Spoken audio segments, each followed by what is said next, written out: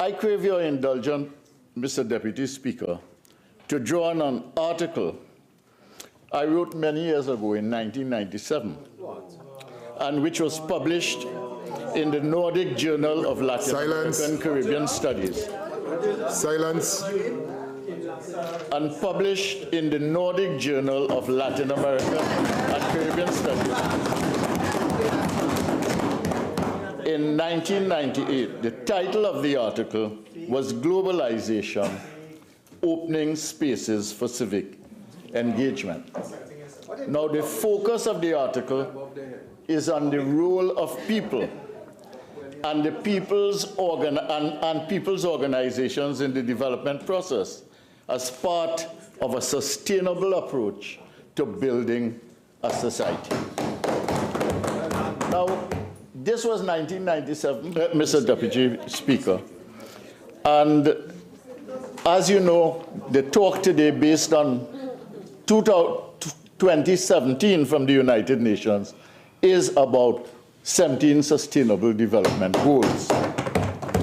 Now, in the article, I stress the importance of the stakeholder approach to the process of political participation. As all members will know, the Nordic countries are very strong on civil society engagement. They are very strong on stakeholder participation and consultation as practice. So what I had to say in 1997 made sense to the editors of the Nordic Journal focused on Latin America and the Caribbean. And this is some of what I said. What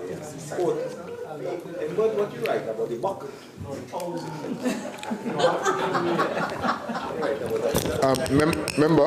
Member, 1 second. Members, please. I would like to hear the discourse of the member for Caroni Central. Yes. So please, the crosstalk across the floor. Minister of Finance, Oropuchis, please. Yeah, thank you very much, Mr. Deputy Speaker. Civic engagement has always been an important area of concern in the context of development. In most countries, there's a rich tradition of community action as a force for change in both urban and rural contexts. Today, civic engagement is described in a number of ways.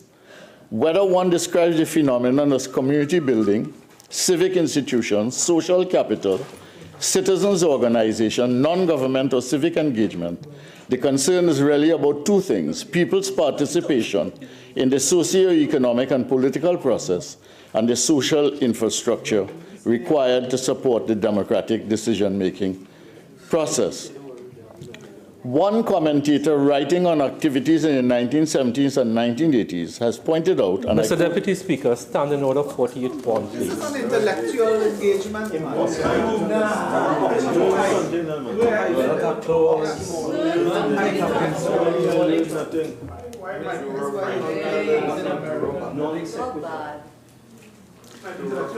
It is simply because you have no ideas, you have no philosophical basis, and you are a backward political party taking the country in the back. Okay, member for Caroni Central, I have not ruled as yet, but I'd like you to retract the statement you just made, please. Sir, Pardon? I do. Proceed. Tie in your point as quickly as possible, please. Yes. And the commentator that I quote here is saying, it was really the government that set down the requirements for participation in the community development process. Tensions between the centers of power and the edges of society soon appeared. So that in this business of the emergence of the civil society organization, there was a direct tension between government at the center of the power and control process and organizations trying to find their space in order to assert their positions on particular issues. Now, I will simply read a few lines here more. If we are to take a sustainable development approach to Caribbean society, then the ordinary citizen and the organizations in which they assemble must play a pivotal role in the development process. Part of the role that such organizations and institutions must play involves embracing responsibility for the social, ecological, and economic sustainability of societies in which they live. And therefore, what we have to do is to not see civil society organizations as terror organizations, but organizations that sustain the social fabric and that sustain the political democratic process. And the philosophical position that they have is what influences a bill such as this. And I will explain again, and I ask for your protection, Mr. Deputy Speaker, because I know that they are going to stand up again or raise issues again. Because you see, in our manifesto of 2015, all right, we talk on page 17, we talk on page 17 of strengthening governance and institutional arrangements. The state provides the institutions and infrastructure that enable the economy and society to operate. Its ability to carry out... Standing order 48-1 again, please. Mention a clause at least. The role of the carry rambling. Overruled. Proceed. Carry rambling.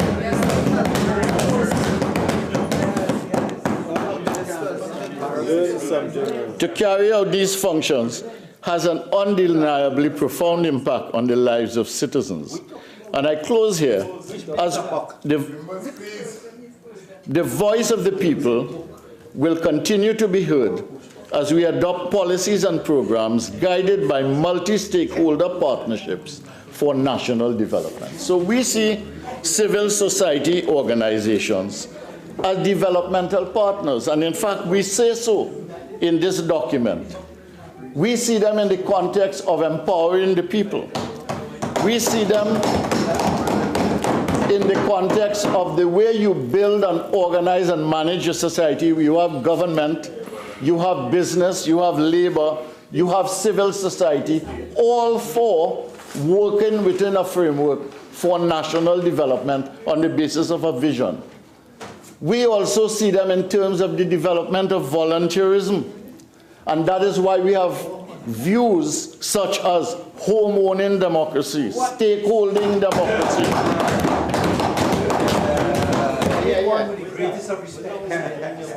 I cannot, as the drafter of this bill, find any relevance. I'm asking for your humble consideration. What is this standing order? 48-1, you there? I apologize. Member for Naparima, I didn't think the question was directed towards you. Please, please, please. Member for St. Anne's, please.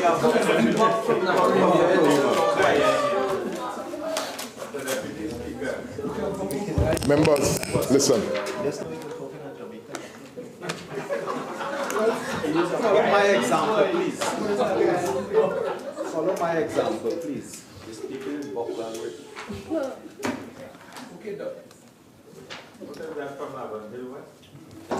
From now on, no crosstalk whatsoever. Okay, if that's how you all would like to be what you all would like me to subject you all to, no crosstalks. Member for Caroni Central, tie in your point and close off accordingly.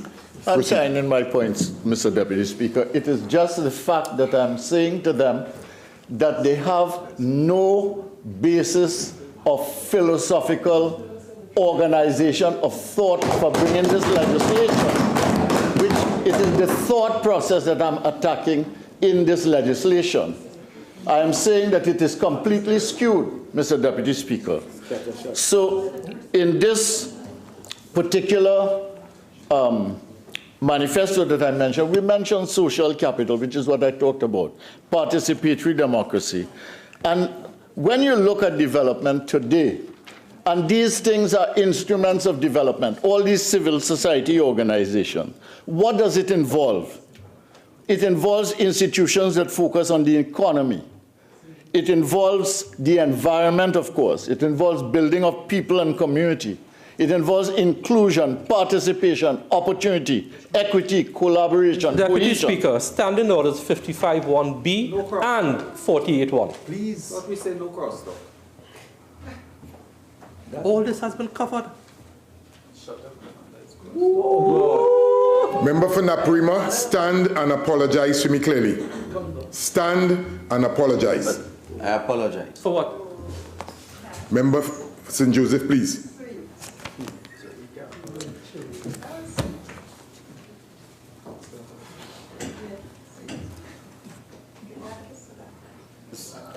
Member for Toko Sandy Grande, please.